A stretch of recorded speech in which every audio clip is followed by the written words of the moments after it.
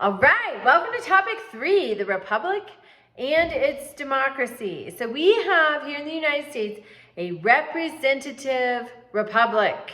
So how did that come about? It came about in the makings of the Constitution, and remember, when we declared our independence from Britain, then we had to have some system of laws to function. That was the Articles of Confederation. The Articles of Confederation was a disaster because it didn't have any teeth. It had no power to make the states cooperate. What are humans by nature? We are very selfish. And so unless we are compelled to cooperate, we don't. There's got to be something in it for us, right? And so you see a debate toward ratification of the Constitution. They got together in May of 1787. They said, hey, the Articles of Confederation are not working. The Continental Congress had charged them with amending the Articles of Confederation. But I love the founders because they were like, hey, this is totally broken. We're going anew. James Madison showed up. He had an idea of a constitution. And so they worked through the summer of 1787. By September, they had a finished document. Then it had to go to the 13 states. It had to be ratified. And so there was a huge debate about ratification between the Federalists, those like Alexander Hamilton, who wanted a strong central government, and the anti-federalists, those like Thomas Jefferson, who still wanted their states to be powerful. They were worried about a federal government taking over their lives, overrunning their lives. So there's a debate, and that debate brings about the Bill of Rights, because some states only agreed to ratification on the promise that they would add the Bill of Rights.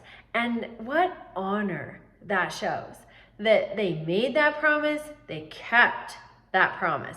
That there's a lot of great lessons in this early part of the Republic. All right, so discussion question 1. Are you a Federalist or are you an anti-Federalist? Defend your position. And there's ample evidence on both sides to support either side.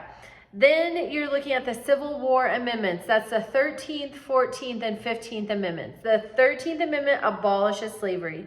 The 14th Amendment guarantees equal protection to citizens of this country of the laws, meaning no racial discrimination. Then the 15th Amendment guarantees that no man, because at that point, the 15th Amendment in the 1860s, women did not have the right to vote, but men did. And no man could be deprived of his right to vote based on his race. So then we see circumvention of these amendments. The 13th Amendment had to happen because the Emancipation Proclamation only ended slavery in the rebel states. The 13th Amendment ended slavery nationwide. The 14th Amendment is the one, and the 15th Amendment, the people really played with, including the interpreter of the law. The Supreme Court circumvents the 14th Amendment with Homer Plessy in Louisiana when he sat down in the whites-only section of a Louisiana rail car.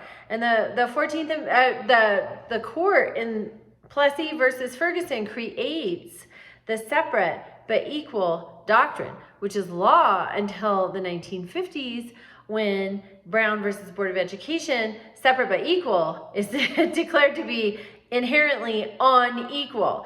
So we see our own Supreme Court, the branch of government that we should be able to go to for interpretation, and interpretation should be non-biased, but even they were circumventing the 14th Amendment. And then we see the circumvention of the 15th Amendment with things like the Jim Crow laws. Anyway, it was just a mess.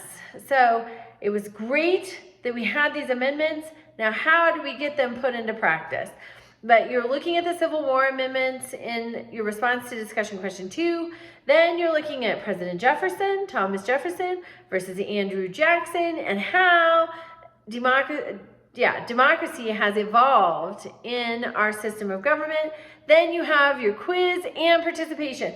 Remember, participation is very important. If you're not getting all of your participation points and you don't know why, please reach out to me.